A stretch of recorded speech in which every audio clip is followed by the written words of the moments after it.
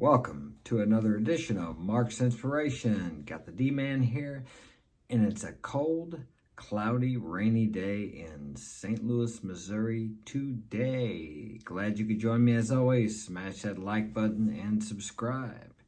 And we are going to continue in our journey about the power of association. You become part of what you are around. You never see a wolf allied with a lamb, do you? Eagles don't fly with vultures. So be careful who you spend your time with, because you will pick up their habits, their attitudes, their traits, their characteristics. If you want to be successful, hang around with successful people. I was going to make a statement about dogs and fleas, but I can't remember which one that is. I don't know how that goes, so we'll pass on that one. Here we go. Number 4 would be events, conferences, trade shows. It can be any type of event that is going to help bring out the best in you. For instance, I attend a men's prayer breakfast every Wednesday from 6 a.m. to 7 a.m. at Our Lady of Good Counsel. It helps me to grow in my faith and meet like-minded men. Excuse me. We now have over 250 men show up every Wednesday. There's high power in that, and what it does is that it challenges me to be the best version of myself. Now, you don't have to be a religious man, but he's spending time with groups of men who are like-minded and interested in the same type of growth that he is. So you become part of what you are around. He is making use of that principle. It's like a universal law, really. Like gravity. You can't see it, but if you jump off the building, you're going to hit the ground. That's just the way it is. There are many laws, universal laws, or God's laws, if you want to call them that, but you can't see, and we don't understand how they work, but you can see the effects of how they work. It's like wind. You can't say wind, but you can sure see the effects of a tornado. There are industry events that are incredible to attend. Some of these include the Housing Wire Engage event. I've never heard of that one, which was fantastic. It had a great lineup of speakers, and I made several new connections, which shared tips and insights that I've been able to implement. The next conference by Molly Dowdy and Jerry Yoshida is doing some fantastic things for women that are changing the face of the industry. This man is in mortgaging. So the Digital Mortgage Conference by Source Media allows tech companies the opportunity to present the latest and greatest in tech innovation. The Vision Summit by the amazing Christine Beckwith. I was humbled and honored to have the opportunity to be presenting at the event on the Media Mogul panel. The summit shared incredible tips, techniques, but more importantly, people got the chance to network and meet so many of these people that are moving the industry forward.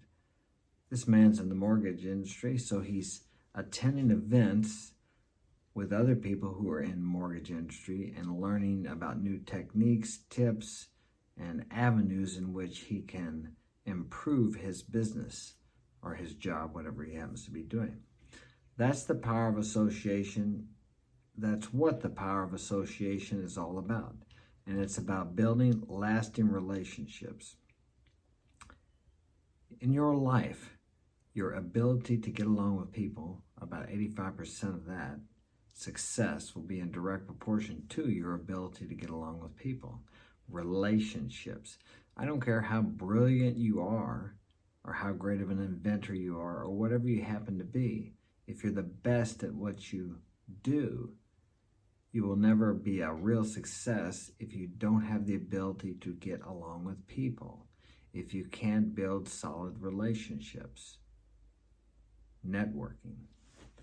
It's networking. It's sharing ideas and concepts. What you'll find by meeting so many of these fantastic people that I referenced above is the fact that they are willing to share.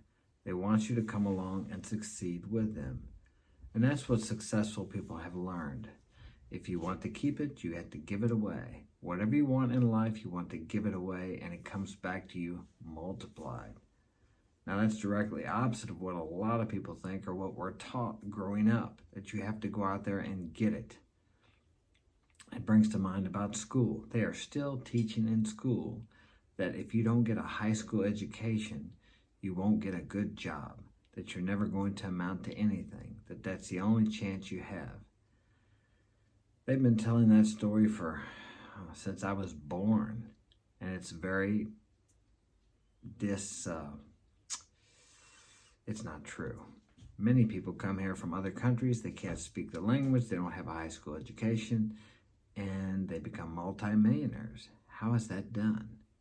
But they're still telling children that if they don't get a high school education, that they will never have a good job or never be able to succeed in life. And guess what? If they believe that, then they will carry that with them the rest of their life, thinking, well, I don't have an education, I cannot become successful. I believe in education. I don't necessarily believe in formal education, but in some areas of life, depending on what you desire to be or do, it's a good thing, but it's not for everyone. We group people into categories, and then we tell them that if they don't get this certain type of education, they will never amount to anything, or they won't be able to succeed. And it's just not true. Okay? What you'll find by meeting so many of these fantastic people I referenced above is the fact that they're willing to share. Oh, we read that. Okay.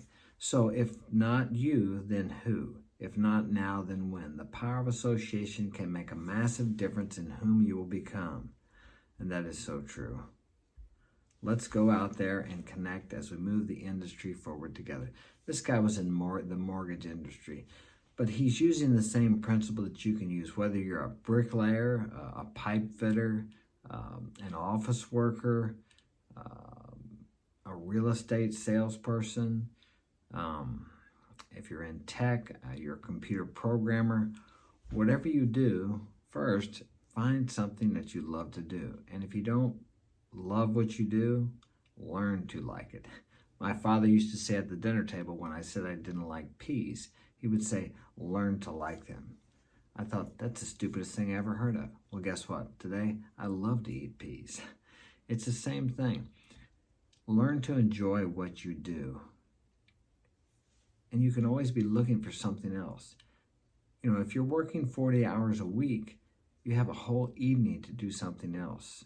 And if you don't like what you do, then start developing a business or some other entrepreneurship or something you do love to do that will eventually lead to making money for you.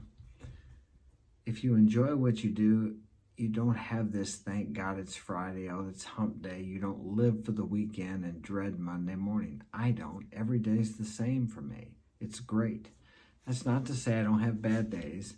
That's not to say that sometimes what I do, there may be certain aspects of it that I don't like, but it's usually because it's a struggle for me. It's uncomfortable, okay? But by being uncomfortable, you put yourself in a position to grow. You will never grow if you want to stay comfortable. The comfort zone is like a rut, and the only difference between a rut and a grave is the rut is turned up on the ends. Many people die before they're ever buried because they just give up. They go to work somewhere they don't like because it's got good pay, good retirement, or whatever it has, and they're trapped. They hate what they do. They endure what they do. They look forward to retirement. Our society here in the U.S. just pushes that retirement. They push it. I'm 60 years old. I don't think about retirement. What does that even mean? What does that even mean? Retire? Retire from what? Retire from being an active part in life? And you won't be able to work forever. Well, maybe not. Maybe one day I'll just fall over dead. But many people work up into their 80s and 90s. I met a man the other day who's 80 years old. He's driving a concrete truck. He's not going to retire. The happiest people I see that are past 50 and 60 are the ones who are out there doing something. Now, I'm not saying that you shouldn't retire from a job that you've worked at for 30 or 40 years. But if you do, find something else to do. Your life can just begin at 50 or 60 years old. Contrary to what society and media and advertisements and insurance companies and pharmaceutical companies try to teach you, that your life is over, that you're going downhill. I remember believing at 25 or 30 that it was all downhill from then. And I'm actually happier, more vigorous. I can outwork my young sons who are like 17 and 19 and 20 and outperform them every day. I'm faster and better at what I do today than I have ever been. Now, if I had believed what I have been hearing for the last, since I was 50, they started sending me AARP for retired persons. You better slow down. If I'm out running, people will say, you know, you're getting too old for that. Or if I work out and I get hurt, I hurt my knee the other day, and I was in the Orslin store. I heard it lifting like 2 days before, and it was like a knife going on my knee. I actually almost fell down. Okay, I had to sit down, and then I could barely make it out to the truck. I felt like I was going to throw up. The pain was so bad. Now, I don't think I told anybody what happened, but had I done that, they would have said, hey, you better be slowing down, Mark. Well, guess what? I got hurt in my 20s. I got hurt when I was a teenager lifting things too heavy. Nobody says that then. So pain is just a part of life. As I've said before, my children, 17 years old, 19, 20 years old, my boys, they hurt themselves. They complain about aches and pains. They get stiff and sore just like I do. Okay, it's not age, it's just life. It's just life. So don't give up, get up, keep moving forward, keep dreaming. I don't care how old you are. If you're 90 years old, keep dreaming. Your better years are not behind you. You may have good years behind you, and it's great to reminisce. I reminisce, I'm very nostalgic. But think about those things. But then when you're thinking about those things that you enjoyed in your past life, project that feeling and that image into your future about what you want to enjoy, because you have a future no matter how old you are. But live in the present moment, visualize your future, and enjoy and love life. Because the day is the day. It's the present moment. This is all we have. And we don't need any more. Thanks for joining me. That's all I got for today. Smash that like button. And I hope this has been of value to you, because I know it helps me to help you. Have a great day.